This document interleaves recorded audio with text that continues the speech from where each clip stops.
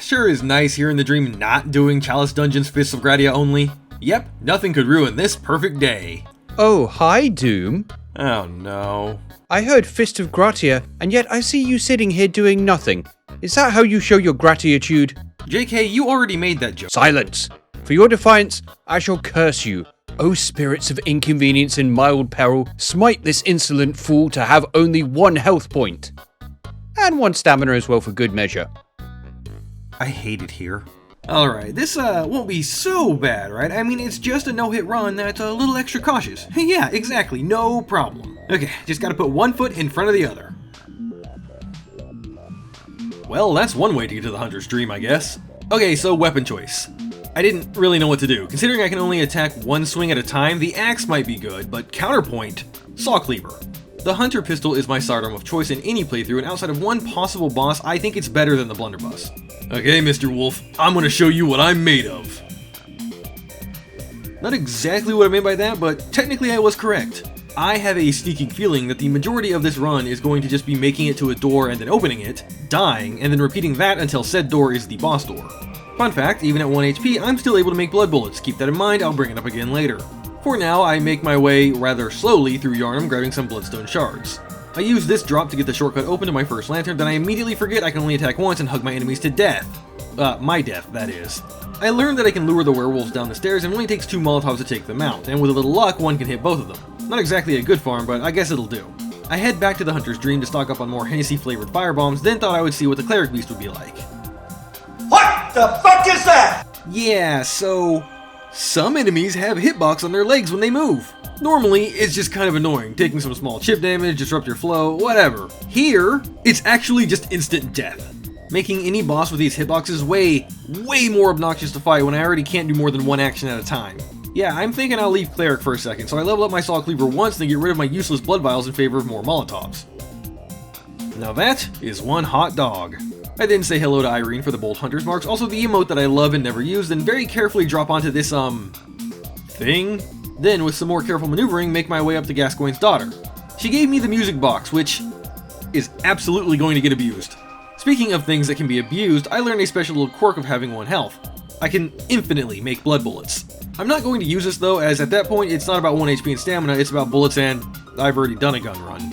But another thing I quickly learned is that as long as I haven't done any action, I can actually infinitely sprint. It doesn't feel like a full normal sprint, it's like half speed, maybe, but it's better than walking.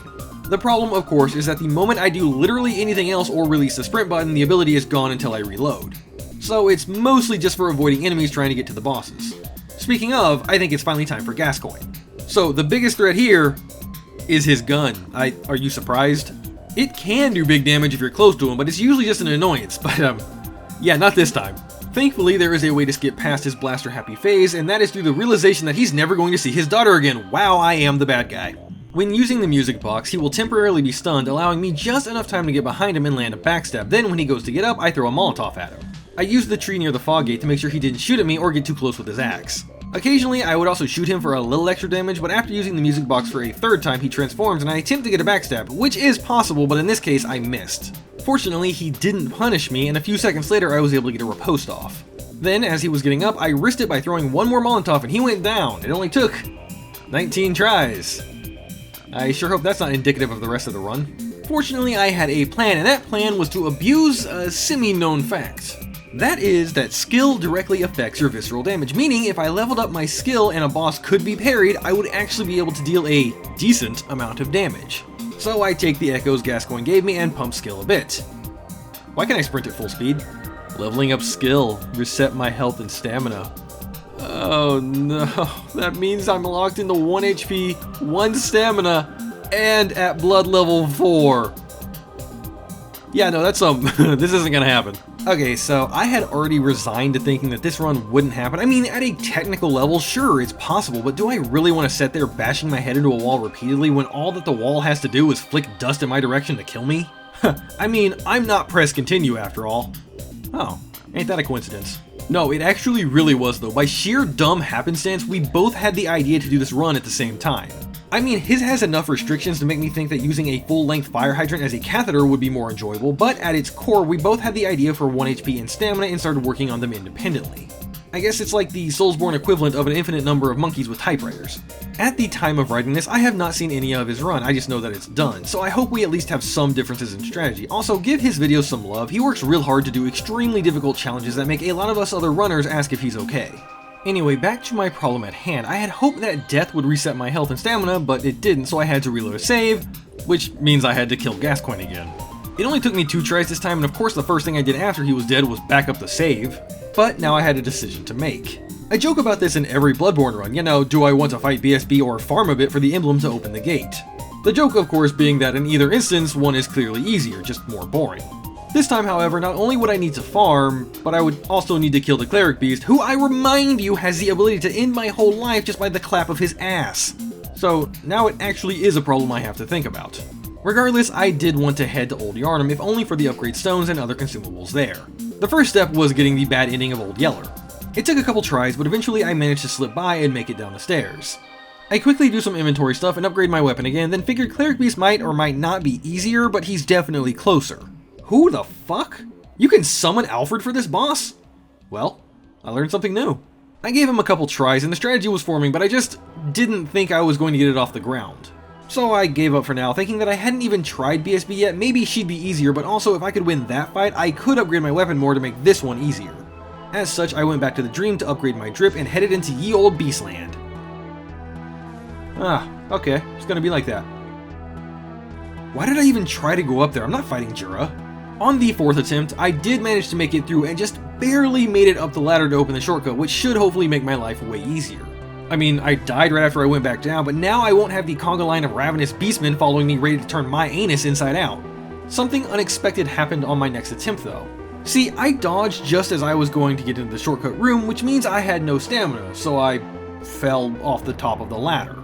Shortly after, the hunter follows me inside the room and shows me his best impersonation of my hopes and dreams. He drops 6 bone marrow ash, which my pistol isn't the strongest, but that is pretty nice. Also, it just occurred to me that I'm not going to be able to use the Evelyn, so that kinda sucks. Oh well, time to try out the Bloodstarved Beast. So my original plan for this was to just parry everything. I'm not sure if all of her attacks can be parried, but a large number of them can be. The tricky one is her fast claw swipe where she throws herself across the level. The way her character model moves makes it hard to land a shot. This is actually the one fight I thought the blunderbuss might be better for, but I ended up having no need for that. Why? Did I get good, you wonder? No. You see, this boss has another glaring weakness, and that is the player walking to the left. And it was at this point that I unlocked true enlightenment. See, the boss has a second right-hand claw swipe attack that you can just walk under. This one, however, does not launch her into the plane of oblivion. She doesn't move at all. And there's just enough time for a backstab. I'm positive a lot of players knew this, and I'm just 10 years late to the party, but I'm not joking. When I realized this, I was over the blood moon. In theory, as long as she does this attack in every phase, the fight is free. Now that being said, there is another problem, and that's phase 3's poison aura, but as you can see, I have switched to Gascoigne's set. Getting inflicted by poison would be instant death, but the higher the resistance means I can hopefully back up and use an antidote to reset the build-up to 0. And that was my whole plan. Approach boss, bait one attack, backstab, rip her heart out through her asshole, back up and repeat. When she was almost dead, I was getting nervous, but she started trying to charge her poison explosion, so I lobbed a Molotov at her face, ending the encounter. That went much better than expected. I upgrade my pistol to +2 because why not, then begin making my way towards Vicar Amelia. Oh, that's right, this drop. Well, it would help if I didn't miss, but is this even possible? Yes, apparently. For some reason, having 1 HP causes me not to take fall damage? I'm not gonna question it. In the abandoned workshop, I grab all the goodies we normally do, then die in an elevator to a dog because this game hates me. I make sure to open all the gates in the courtyard so I don't have to do that run back again, then get sack-tapped by Tall, Dark, and Gruesome, sending me to Yahar'gul early. All I'm really here to do is grab some twin bloodstone shards, but would you like me to show you a visual representation of what this run felt like? I then head over to talk to Ariana, but she didn't want to leave because she's addicted to my new game, The Joy of Hand Washing. It's a cozy little clicker where you help Gary wash his hands and there totally isn't any sinister undertones. Jokes aside, if you would like to support the channel in these trying YouTube times, then this would be the best way, but please don't feel obligated to. And if you're watching this when it goes live, or, well, I guess anytime after it's live, then the game is actually for sale, not just wishlist. I'll leave a link in the description if you want to check it out. Thank you, everybody. Anyway, I managed to pry her hands away from the game, then begin making my way to Hemwick Charnel Lane. It's not an easy path. There are men with guns, dogs, and giants who all want to see my body turn to paste. Eventually though, I make it and then use all of the twin bloodstone shards that I found to make my weapon a +5. At this point I figured I was as prepared enough for the cleric beast. I mean, sure I could go a little higher, but it's fine. So the strategy was to just blast him in the face, causing a stagger, then landing a charged R2. If this is timed perfectly, then there's just enough wiggle room to get in a visceral, but that was pretty difficult to pull off. After that though, it's just a freestyle fight. What I was fishing for was any of the leap attacks that he can do, as those have a long enough window to get back in for a single swing, or any of the ground pound slams, in particular the one where he slams his hand down then steps forward to pull it out again. That one in particular allowed enough time for a charged R2, which consistently broke a limb. At just below 50% health, I started to use Molotovs. This let me get some, big damage in from afar. And after just a handful of them, the cleric beast prays to his maker one final time. I should leave the wordplay to JK. I decided at this point I would make my way towards the healing church. While I still couldn't get to the upper area, the Radiant Sword Hunter badge might be worth it. I then got jump scared to literal death by this sword-wielding maniac. After that, it took me about 5 tries to get to the top, as I'm a moron and kept trying to fight my way through. It wasn't until I did that I realized the top outer ring isn't broken like the bottom one, so I could have just walked around in the other direction. Next, I returned to Himwick Lane to make my way to the witches, probably the only boss in the whole run I wasn't afraid of. Well, that and Mikolash, but I'd be surprised if I even make it to him. Oh, that's right, I can't sprint up to ladders anymore. Just so no one thinks that this is easy, this is the kind of crap I have to deal with just getting to the boss. It took me a solid 15 minutes just to get to the lever to open the shortcut. This is like the opposite of a speed run, it's a slow run. Wait, they have a word for that. Oh yeah, walk. Making it to the boss was a little bit easier, only requiring 5 minutes, and of course when I show up, I peace out, but not before giving one of the witches a smack just so they know what they're in for. As you can well imagine, the fight itself is trivial. Just backstab the first witch until near death. If she teleports away, pay attention to where she reappears. Then chase her down until she's almost dead, find the second, and commit double witchicide. There's basically no danger. Dearest Miyazaki. What the fuck? Second try goes much better, as in I didn't get blown to smithereens, and I also realized that I can just endlessly chain backstab them. I don't know if this is related to the timing of running out of stamina or what, but it was kinda nice to not have to hunt down the witch repeatedly. Anyway, with them dead, I can grab the Rune Workshop tool and use it to turn my brain into a chalkboard. After that, I use the excess echoes to restock on some supplies and quickly go back to Old Yarnum to get the Beast Blood pellets.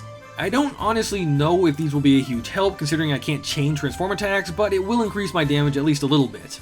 I talked to my dear friend Ariana, who advises me in my current situation that any strenuous exercise will likely kill me. My response, of course, is worth. Nearby, I grab the Numbing Mist, and I guess there's no putting it off any longer. It's time for Vicar Amelia. Yep, that's what I expected.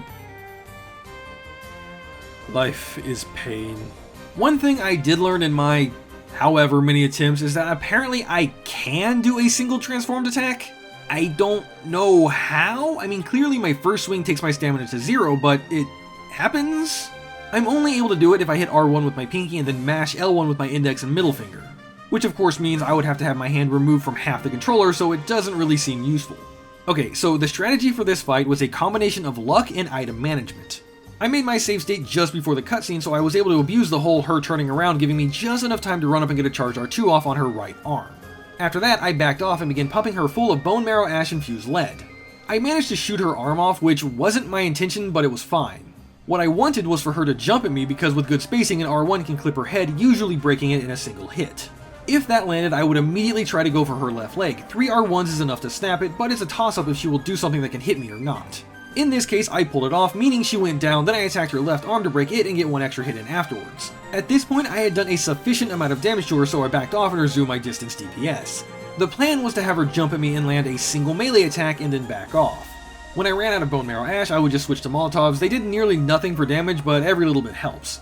I also preemptively threw Numbing Mist at her. The reason is because it seems that there's no AI check for if she's already unable to heal. She'll just back off and try and then realize that she can't, so that gives me a bit of breathing room to reposition or throw more firebombs. I did run out of regular Molotovs too, and regular bullets are the equivalent of just tickling her, but that didn't stop me from blasting away.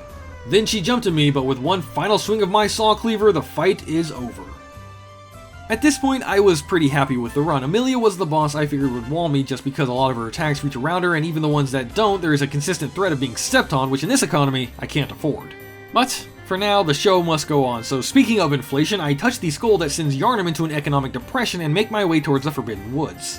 On my way there though, I had time to think. With the cost of fire paper rising, whatever should I do? Then it hit me. I'll do what all the rich people do. That is, let someone else die so I can make a lot of money. Yeah, I decided to use the chalice to make a chunk of blood echoes. Don't worry, this isn't used for leveling. Because it fucking can't be. Instead it's going to buy all the bullets and ash and whatnot, so I'll never have to worry about it. To be fair, those aren't even that important here because I'm save stating for every boss. Instead it's more for the bloodstone shards should I need to level up another weapon and bolt 100 marks. Anyway, time to make my way through the woods while grabbing twin bloodstone shards. Only a coward shoots a man in the back, you know. It actually wasn't that hard to get through to the first elevator checkpoint. Canon you not, I'm trying to make a point here. Like I was saying, it actually wasn't that hard to get to the elevator. When I died there, I was so mad I think I pulled something. I was snaking. Eventually, I did make it, but instead of continuing, I figured I would turn around and head to Yosefka's clinic, which is 100% me putting off doing the Shadows fight. I make it through the poison swamp, climb the ladder, and enter the clinic to retrieve the Canehurst summons. At this point, Silent Hill F came out, so I took a break for a couple days, and when I came back, I half forgot what I was doing, so I went to the Forbidden Woods, grabbed some twin bloodstone shards, accidentally slipped into a pit of aliens, but since this is my favorite movie genre, I knew how to get out and managed to find the second elevator.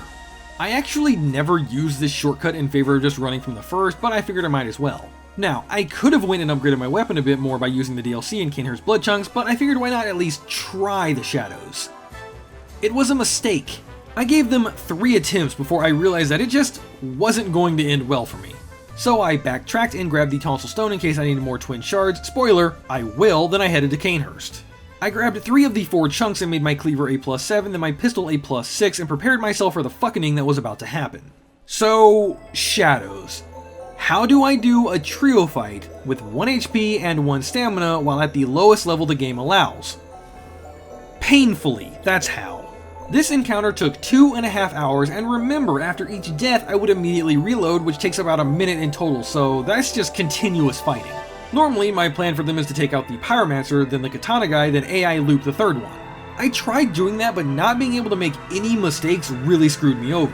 I then attempted to switch it up with taking out the Katana one first, but I would get sniped from across the map by the Pyromancer, and it just felt like it was hopeless. After pulling my hair out, I made a discovery about how this fight allegedly works. Allegedly, because I got the information from Fextra. So what I thought was happening under the hood was that the boss had 1 large health bar. Not for their actual health, but for phase transitions. For example, let's say that each shadow has exactly 1000 health, which of course means a total combined 3000 hit points, and when they lose 1000 they end up in phase 2 and 2000 HP for phase 3. My mistake was I thought that if you did 500 damage to each shadow, they would have a total of 1500 health left, meaning they would start phase 2, but that's apparently not how it works. Instead, when any of the shadows drop below 40% HP, they enter phase 2. And then the phase 3 trigger is when either 2 of them are dead, or 1 is dead and the other 2 hit 30 HP left. And it was this tiny bit of knowledge that won me the fight. So, here is the strat. When the fight starts, run in, Bone Marrow Ash, and shoot the Pyro for some good opening damage. At this point, begin circling the arena. Bone Marrow Ash will be used primarily to parry riposte the Katana Shadow, and anytime you come up to the Pyromancer, if it's safe, take a swing. Don't forget though, he can use his to Nitrous, it's just rare. Keep doing this until the Katana one and Pyromancer are just above 40% health. In theory, you can lower the Candle one down too, but phase 3 is the easiest. Okay, ignore that. And that one. Jane, are you just trying to make me look bad? Once the 2 are 55-ish% dead, the ideal situation would be to have them separated, Bone Marrow Ash shoot the Pyro to phase transition them, and use the couple of seconds of downtime to lower the Katana one to one-shot range. Unfortunately, I jumped the gun and shot the Pyro while the other 2 were far away, so I just used the time to kill him instead. You could do it the other way, shoot the Katana and kill the Pyromancer, but in my opinion the Katana is the bigger threat because of his stretching attacks. Since the Katana man should be at low HP, a couple more ripostes will finish him off. Then, if you've managed to kill those 2, hope to the great old ones that the Candlestick one decides to play nice and you can just hit him with the R1 dodge loop. Because even at 1 stamina, it still works. After a lot of attempts and a couple broken controllers, the Shadows of Yharnam go down. Byrgenwerth is, thankfully, an extremely short area. Honestly, it feels like a missed opportunity, but in this case, I'm happy that it is. It still took me a couple of tries to actually get to the boss door, because of course it did, but the uninterrupted run with shortcuts being like 12 seconds really makes it painless. Now, ROM is usually not an issue. I mean, the spiders can be annoying, and here they obviously suck because everything is a one-shot, but as long as you're patient, you can take them out no problem. No, here the issue is the meteor attack. I don't know how to dodge them without insanely good luck. So I decided that instead of hunting for hours to find some stupid strategy or, get that luck, I would just cheese the fight. Flame Sprayer, go burr, baby! Except it didn't kill her. Got real close, but close only counts in hand shoes and horse grenades. I got this cheese from JK's Bloodborne cheese video, but no matter how many times I tried, I just couldn't pull it off. It's probably because my flame sprayer isn't fully leveled up, and I don't have any additional stats to beef up the damage, meaning it takes longer to kill, and thus the boss has more time to teleport away. So, sorry JK, I guess I failed you. It means I'm going to have to go toe-to-toe with Rom, Mono e Spido. Ha! Yeah, right! Let me introduce you to another cheese! See, there is some weird quirk if your weapon has slow poison on it and you roll into them constantly. It'll proc. However, Rom has like 1.5 billion resistance to it, so this is, slow. Very slow, as in this was 45 minutes of non-stop rolling and it never procced. Maybe I missed something. You see, the Dirty Blood Gem gives rapid poison. Oh. Well, including the time it took me to farm the slow poison radial gem, that's like 1.5 hours of my life I'm never gonna get back. Okay, rapid poison. The good news is that there is a gem in the base game that has that on it. The bad news is that it's a triangle gem. Why is that bad news? Well, because at blood level 4, there are only a handful of weapons I even have access to, and the ones that are available, the triangle gem slot is the third one, meaning they need to be at least level 6. Which is, not great considering I don't have access to infinite twin shards without farming. If I had just taken the axe from the beginning, this wouldn't be a problem, but oh well. I know that some of the uncanny or lost versions have better gem placements, but that would require going through multiple chalice dungeons, and we pretend those don't exist on this channel. I was real nervous thinking that I wouldn't be able to make my weapon a +6 without grinding, because if you look at Fextra, you can see yet another reason why it's bad. On the Twin Bloodstone shard page, it doesn't list any after the Nightmare Frontier. Well, it does, but only because they also forgot to add a header to say that these ones are actually in the Hyperion jail. But I digress. The point is that there are plenty in the Hunter's Nightmare, so I slowly make my way through the DLC, grabbing as many as I can, then level my cane up to +6 and slap the triangle gem in. Let's hope that was worth it. Success! I had a bad feeling though, so I decided to reset the fight and attempt it from her idle waiting pose. I was able to see the blood explosion, but when I hit her to confirm it did damage, it didn't. This makes sense because you can't actually harm her with regular attacks until you wake her up, but I wanted to check anyway. The reason I wanted to do this specific cheese is because if you watch JK's video, he explains that the rapid poison proc doesn't trigger the phase transition cutscene for Ludwig. So in turn, I was hopeful that here it wouldn't cause Rom to teleport away. They ask you how you are, you just have to say that you're fine when you're not really fine. Well, I don't really want to try and walk the meteors with luck, so my only option is to grind a bunch of twin shards, which actually wasn't that big of an issue. These enemies in Canehurst have a 28% chance to drop them, then I just gotta get lucky with the flame sprayer. This was wild. It went from using JK's cheese to using a different cheese of his that didn't work to using the first one again, and it did.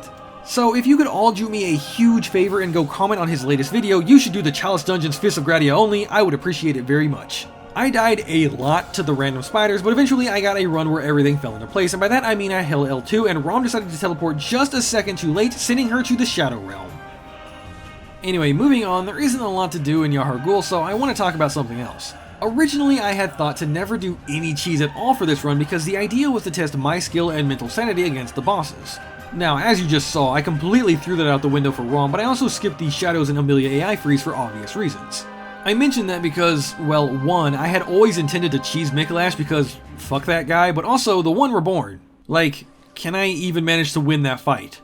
I mean, he, they, it, whatever, have a million legs that kick non-stop. If it weren't for that, then I would be pretty confident, but imagine all the issues with Vicar Amelia and Cleric Beast walking hitboxes. Except on at all times. I mention it because while I did give it a couple of tries, it very quickly wore on me. Needing to run up and attempt to clear the Bell Witches only to get a face full of mini arms or snipe before I even got close, kinda really fucking sucked. If this was a one-on-one, you know what, sure, I'd bang my head against this wall until it collapses, but the constant needing to run around for a couple minutes before even starting? No. To be fair, this is also just after Rom, who had similar issues with the spiders, but you know what? Screw it. Another JK cheese. This one involves standing near the top of these stairs, waiting for him to spit corpses at you, because while I did not test it, I would not be surprised if they could splash damage you through the walls, then when he sticks his head or his arm through it, hit it once. It's important to back up because he can do a horizontal arm sweep that will ruin your day. Unfortunately, after about 15 minutes, I got caught in an explosion, so that sucks, but it felt like I was on the right track, I just needed to be patient. However, even if I had survived the explosion, the attack that follows is a rain of corpses, which surely would be hard to dodge. Unless I just Luigi wins by doing nothing. I guess.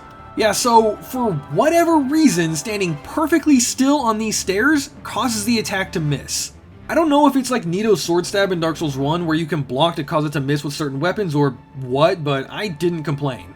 So I baited my attacks, got my one hit in, and even turned off the audio so I could listen closer for the explosion charge up. This worked well. I mean, I ran out of all of my consumables and did less than 100 damage a swing, which sucks, but hey, slow and steady, right? 20 minutes. I was doing this for 20 minutes, then suddenly the attack randomly connected. I don't know what happened. To be fair, I wasn't like counting the steps or the pixels on my foot or anything like that. The only thing that changed is that I pumped a Beast Blood pellet. But I don't... Why would that matter? I mean, if taking the pellet shifted my hurt box, then sure, but like, why would that be a thing? Why would taking it change anything about the player's collision detection? I don't know, but as you can tell, I was just kind of done. I had originally given myself a week to try and finish this run because I didn't think I would be able to and have to get these videos out before the heat death of the universe. However, every single boss victory gave me a little bit more motivation to keep going, but I also didn't take any time to rest, meaning the insane grind slowly got to me. I've done hard challenges before that require a lot of time and focus, but I guess the combination of that plus not knowing why I died here, yeah, I'm good for now. If it is the Beast Blood pellet, then sure, I can dedicate an hour of my life to clinching every 5 minutes when the boss does that attack, but for now, I just decided that I'm good. Maybe in the future I'll revisit this, throw it in with a group of challenges that were half finished because Doom valued his sanity over some internet points and make a compilation or something, I don't know. But either way, thanks everyone for watching, now it's time to make my Patreons fight to the death. Hey everyone, thanks for watching this week's video. This was a mistake. I don't know why I thought this would be a good idea. I guess in my head I was just like, oh, it's just like doing the game no-hit. It absolutely was not like doing the game no-hit. I mean, obviously I couldn't get hit by anything, but oh boy, that one stamina was rough. It is interesting, funny, I don't know, that that Press and I, at the same time, had the idea to do this. Between finishing my run and making this video, I did watch his stuff, and it was pretty cool to see the differences in strategies we had.